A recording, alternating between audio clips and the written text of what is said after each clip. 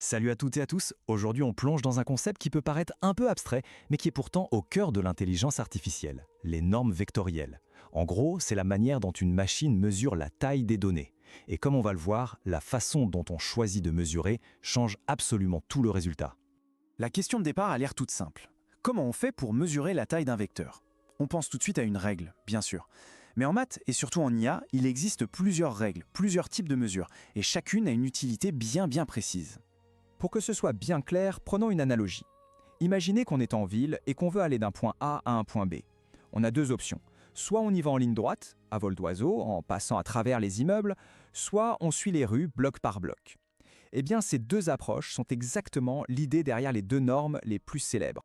Maintenant, passons à la géométrie qui se cache derrière tout ça. Parce que pour vraiment comprendre les normes, le secret c'est de les visualiser. C'est leur forme géométrique qui nous révèle leur véritable nature.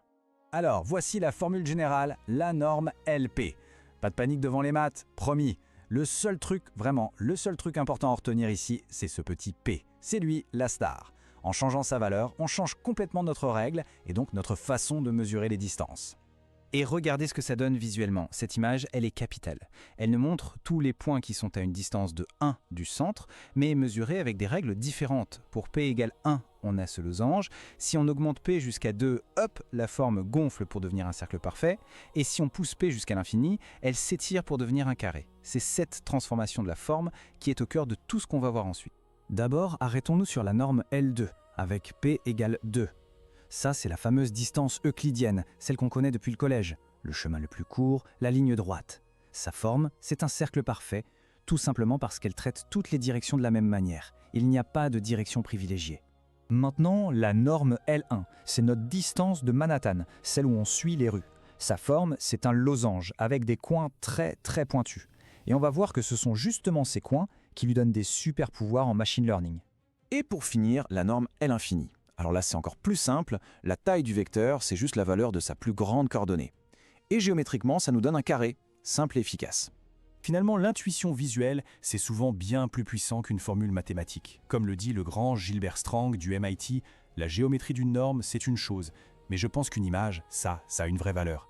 Et il a tellement raison. Bon, c'est bien joli tout ça, ces cercles, ces losanges, ces carrés, mais concrètement, quel est le rapport avec l'intelligence artificielle? C'est maintenant que tout s'éclaire et que ces formes deviennent des outils surpuissants. Oui, on est en droit de se demander pourquoi on s'embête avec ça. En quoi est-ce que la différence entre un cercle et un losange peut bien être si importante? Eh bien, ce n'est pas juste une curiosité mathématique, c'est une arme secrète pour nos algorithmes. Le grand méchant loup en machine learning, c'est lui, le surapprentissage, ou overfitting. C'est ce qui arrive quand un modèle apprend trop bien, au point de mémoriser par cœur les données d'entraînement au lieu d'en comprendre les règles générales. Résultat, il est incapable de prédire quoi que ce soit sur de nouvelles données. Et pour combattre ce fléau, on a une technique, la régularisation. L'idée est toute simple, on va pénaliser le modèle pour l'empêcher de devenir trop complexe. Et devinez comment on mesure cette complexité? Eh oui, avec nos normes. L'intuition géométrique est géniale. Imaginez que toutes les solutions possibles à notre problème se trouvent sur une ligne. Pour trouver la solution la plus simple, on part de l'origine et on fait gonfler la forme de notre norme, que ce soit le cercle L2 ou le losange L1, jusqu'à ce qu'elle touche cette ligne. Le tout premier point de contact, c'est notre solution idéale, la plus simple. Et c'est là que la magie opère. Le cercle L2, comme il est tout rond, il peut toucher la ligne un peu n'importe où. Mais le losange L1, lui, avec ses coins pointus qui sont pile sur les axes, a une probabilité bien plus grande de toucher la ligne avec l'un de ses coins. Et un point sur un axe, ça veut dire qu'une de ses coordonnées est à 0. La norme L1 pousse donc naturellement vers des solutions où plein de composantes sont nulles. Ok, la théorie c'est bien, mais dans le code, ça ressemble à quoi? Comment est-ce que les data scientists utilisent ça tous les jours? En fait, c'est d'une simplicité déconcertante. Si on a déjà touché à des bibliothèques comme scikit-learn, on a sûrement vu un paramètre appelé penalty. Et bien là, on choisit juste L1, L2 ou un mélange des deux. Toute la géométrie qu'on vient de voir est cachée derrière ce simple paramètre.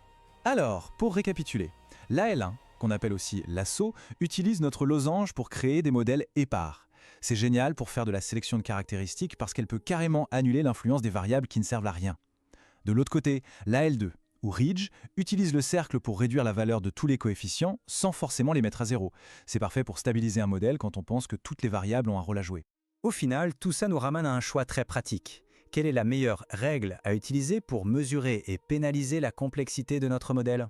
Le choix est assez clair. On va préférer la L1 quand on pense qu'il y a beaucoup de bruit dans nos données, beaucoup de variables inutiles et qu'on veut que le modèle fasse le tri tout seul.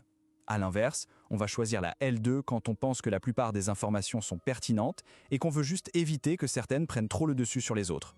Du coup, la prochaine fois qu'il faudra construire un modèle, la question ne sera plus seulement de savoir quelles données utiliser, mais aussi quelle est la meilleure manière de mesurer leur importance. Faut-il privilégier la sparsité ou la stabilité? Tout dépend finalement de la forme qu'on veut donner à la taille. Voilà, le secret était dans la forme.